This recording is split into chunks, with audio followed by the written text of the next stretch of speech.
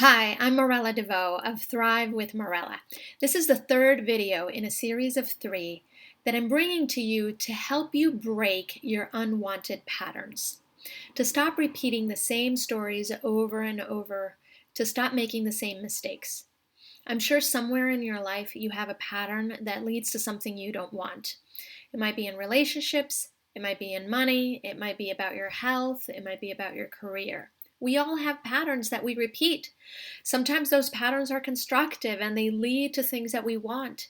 These are the things that we're really naturally good at, that we don't even think about, and we just have wonderful results. And sometimes those patterns lead to things we don't want. And even though we try really hard and we know we want to change the outcome, we still find ourselves in the same situation. So in this video, I want to share with you why that is, so that you can stop doing the things that don't work and you can start looking for the right tools that will actually help you change this pattern. I've already shared 2 videos with you. In the first one, I walked you through an exercise where you identified what's the pattern and you started to see what's there, what's really happening. In the second video, I walked you through an exercise to help you start shifting how you experience yourself in the context of this pattern of the story and to start finding your source of power within that story. So today, I want to just give you some brain candy, some meaty information about why it is that you're doing this over and over again. And again, as I mentioned, to give you some tools, some ideas for things that will actually help you start shifting. So first of all, I want to tell you there's nothing wrong with you. Your brain, your mind is working exactly as it should. So I want to tell you a little bit about how your mind works and what's going on. So here we go. I have a model of the mind to share with you. First, I want to tell you about what your brain, what your mind was like when you were a child, before the age of 8. This is what our mind looks like. So it looks like an open vessel. This is essentially a model, right?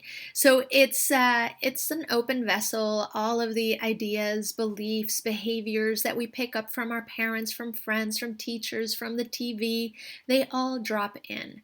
This is how our model of the world takes shape. What we believe is true about money, about our career, about ourselves, about sexuality, about what's true about relationships, what's true about God, about our self-esteem. So this is where identity starts to shape. And around the age of 8, the critical mind starts to form, where it's then that we start to doubt everything and start to question, is this really true? But before that happens, everything drops in. And it shapes a bulk of who we are, even in our adult life. So then, as we develop, as our mind becomes more sophisticated, this is what the adult mind looks like. So you've got your conscious mind and you've got the subconscious mind. And you can see that the conscious mind is only about 12%, whereas this big block down here is the subconscious mind. The conscious mind is where your logic and reason, your willpower, and your determination, your grit reside. This is where you solve problems, you reason things, you keep track of your to-do lists, etc. And down here is where all of your beliefs, your behavior patterns, your emotions, your memories, your sense of identity, everything you believe is true and not true about yourself and the world is down here. This is the cluster that shapes who you are and how you show up in the world, how you react to things, what triggers you, what you love, what you do in certain situations. And so this is where your patterns reside. This is what's running you the majority of the time. While you're busy thinking about your to-do lists and your work and your kids' medical exams and appointments and etc., while you're busy thinking of all of that, your subconscious mind is running the patterns. So the critical mind is this barrier here in between the conscious mind and the subconscious mind. The critical mind is half of it is conscious, half of it is subconscious. So the critical mind is the filter. So a new idea pops in, you want to change that pattern that's so stubborn, and you say, I'm gonna do this. This is it. I'm ready to start something new and get a different result. So you get an idea. Your critical mind vets it with everything that's down here. Is this possible? Is this true about us? Do we have any evidence that we've done it in the past? Are we going to be successful? If the new idea jives with what's in here in the past, then it gets adopted pretty easily. You change a habit pretty easily that way, and you might have some experiences of that happening. However, with the patterns that you can't change, that you can't repeat, that you find yourself doing over and over, what happens is the new idea comes in, the critical mind says, let me see, are we really going to be able to do this? It tries to vet it, and then all of the evidence, all the stories of the past say, no, actually, this is not the way it works for us. This is not who we are, and the idea bounces out. So that's where your willpower, your determination have to work really, really hard to try to keep it going so that you can potentially change this over time. But what happens? This 12% up here that's now trying really, really, really hard to change that pattern, maybe going on this diet or trying some new way of budgeting, or determined that you're going to have a different relationship from now on, this willpower is trying to work really hard, but it's competing with everything else that's going on in your life that you need your conscious mind for. Those appointments, those to-do lists, those job responsibilities, the kids that need to be here or there. So you get my point. What happens is, after not too long, you fall off the wagon. In other words, that willpower says, I just don't have the bandwidth for this. I'm way too taxed. And so you fall back into the old pattern. So that's what happens when you fall off the wagon. Now, again, there's nothing wrong with you, right? This is your subconscious mind is beautifully running the patterns of the past to keep you alive, but it's not being so successful in leading you to the things that you really want. So the question now is, are we doomed to simply repeat the patterns of the past if it's so hard to change them with willpower and determination? And the answer is no. You absolutely can change these patterns of the past.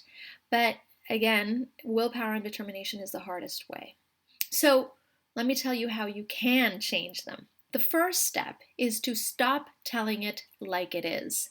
The whole telling it like it is essentially repeating the stories of the past. I'm just telling it like it is. You're essentially just telling a story of what's down here. And in most cases, you don't want to keep repeating that. So stop telling it like it is.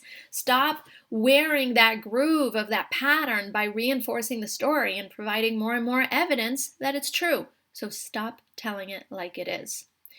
The next step is something that a lot of people do. Some people call it affirmations. I like to call them power statements or power truths. In the second video, I walked you through a little bit of an exercise of how to create some really potent power statements. Not all affirmations are that effective, especially if you're saying an affirmation where your critical mind is saying, no, I don't think that's true. I don't think that's likely to happen. So some affirmations are not so great, or you can have really potent power statements. So the power statement is something that can help you zero in on a new reality, a new way of being for yourself. However, remember, you're still using your conscious mind. You're still using your willpower.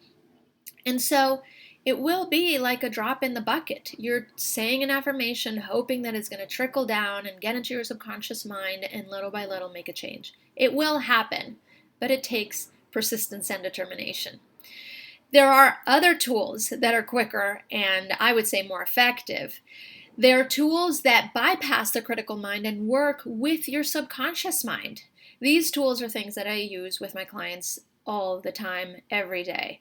Tools like neuro-linguistic programming, emotional freedom technique or EFT or tapping, and hypnosis. These tools are really, really fun. They're really dynamic. It's not about talking about things over and over. Again, we're not repeating the old stories and talking about the way things were in the past or the way it is. We're actually working with the subconscious mind to help create the change there. It's really fun and it can be really quick. So I want you to stop telling it like it is.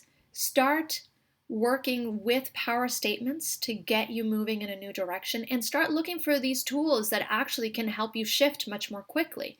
Obviously, you know where to find me. You can also study some of these tools for yourself, but honestly, from experience, I know that they're much more potent when you work with a practitioner who's been using the tools for years and years. There's another possibility for you, and that is a link that I'll put below this video, is to join us at the Mending the Heart Retreat. It's a 2-day retreat that we've been facilitating and will continue to facilitate it for the foreseeable future, where we work with people using all of these techniques and using body work at the same time, and it's just been phenomenal what we've been able to facilitate for people in just 2 days, shifting some patterns, even some traumatic things from the past that have held people repeating really painful stories for decades sometimes. So it is possible to change things quickly. It's just not going to happen through sheer willpower and determination. You have to use some of these more potent tools. So look them out. Stop telling it like it is and start telling it like you want it to be. Start using those power statements. Okay? I'll see you next time. Bye-bye.